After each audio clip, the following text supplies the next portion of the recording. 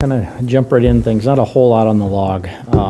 One aggravated assault, that was a domestic. Somebody threatened with scissors. There's a bomb threat. That was actually an error, but we did have the real bomb threat. Maybe that's bad phrasing on that one. But there was a different bomb threat call that came in. That was under the disorderly conduct. That was about 6 a.m. this morning. It was to Walmart on South Louise. Somebody had called in, talked to somebody, and said there was a bomb inside the building.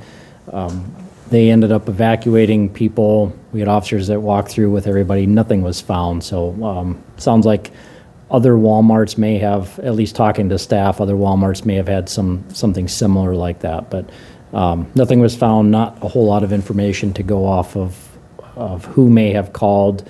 May have been one of those situations where they used like something to disguise the number, or using an internet number from that.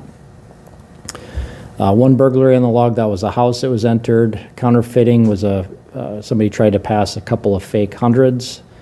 The other disorderlies, one was a warrant, one involves juveniles. The embezzlement was some cash that was taken from a business. No arrests on that. Family disputes are reports. There was a domestic in there as well, protection order violations. Frauds, ID thefts, false impersonation, larcenies, just 4 of them. All of them were shopliftings. No big quantities on the narcotics. The sex offenses are all reports. Simple assaults were more domestics. And there was a pursuit that happened. They don't have a whole lot of information on it, but it was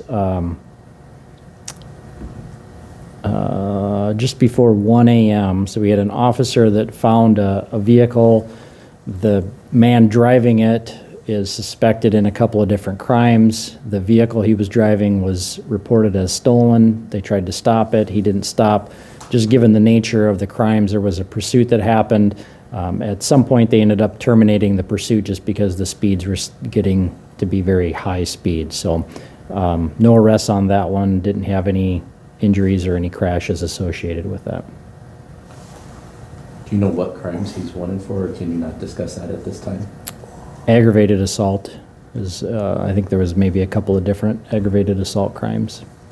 Was this on the log, guys? This was, I think it was under a stolen vehicle.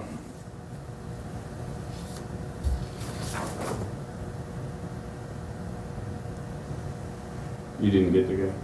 No, we did not find the guy. Actually, I don't think it even showed up in the log for some reason. Oh, because it was a traffic violation, yeah. So it happened this morning, but not everything ends up on the log. Do you know where the vehicle was stolen from, or how long ago? Let me see.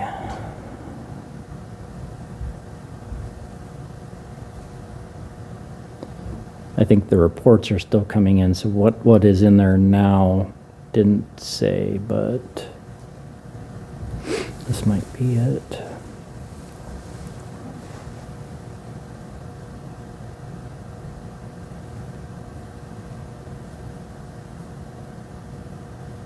Where'd they stop? Yeah, I'll get to that in a second. It was stolen from the 2200 block of West Madison, the beginning of February, maybe the 1st or 2nd. And believe keys were probably in it at that time, but and it started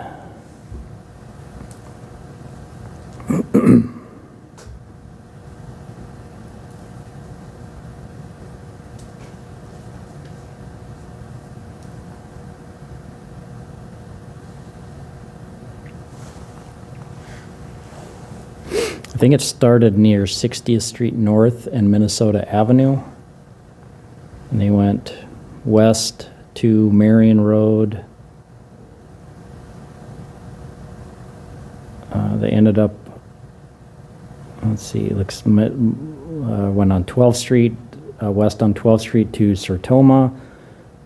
Then it looks like they went down to 57th Street. They ended up on 41st Street, went through some neighborhoods in the central area, and then they went north on Cliff. And so it was near like 54th Street North and Cliff is where they ended up terminating the pursuit. That's It's a pretty big distance, yeah. So typically, your guys' pursuit policy is only if it's a serious heinous crime? Yeah, if there's a danger, if it's a serious crime or danger to the public, that's in that. It's the officers have the discretion, but the supervisors always monitor that. So they always have somebody that's not involved with the pursuit. And any time that officers try to stop a vehicle and it takes off, it doesn't stop. If they choose to initiate a pursuit at that point in time, there's a supervisor that's going to be asking the reasons for that stop, and they basically will help make that determination whether that pursuit should continue. And that's one of the things they're looking at. Is there an immediate danger to the public? Is there a threat to the public? Is there a dangerous crime have been committed? And so they weigh those factors. I'd say the majority of the time the officers are terminating the pursuit or stopping the pursuit on their own, just given the speeds is one of the things. The road conditions, if there's other traffic around there, but I can't imagine there's probably a whole lot of traffic at 2 in the morning, so that's probably why they continued as long as they did. And this is kind of a silly question, but if you're doing a pursuit in a residential neighborhood, are the lights on and everything? Yep. Yeah, that's if you're trying to stop a vehicle, especially if you're going at the high rates of speed or if you're going through, lights or intersections, state law requires both lights and sirens. So even if you're in a residential area, you're going to have the lights and sirens on. So they're rolling through these residential neighborhoods at 1:15 in the morning with the lights on.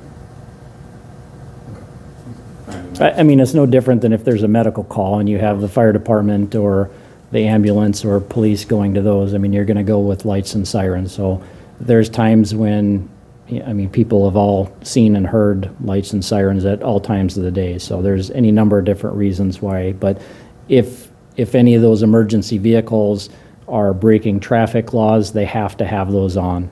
That's required by state law, A couple people probably woke up. I would imagine. That's it, unless you guys have anything else? Oh, yeah, Got one more. sure. How many people have to evacuate from Walmart at 6 a.m.? Let me look. I don't think it said. We don't, I guess that's maybe an important distinction. Police don't ever evacuate people. Or businesses. It's up to the business to decide if they want to do that or not. And in this case, I think by the time the officers got there, the employees had already evacuated, customers or other employees.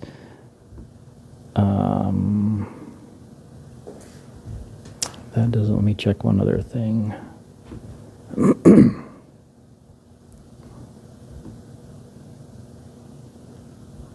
Yeah, it doesn't give a number on how many people were evacuated.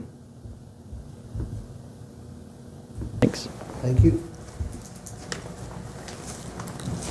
Is there a part 2?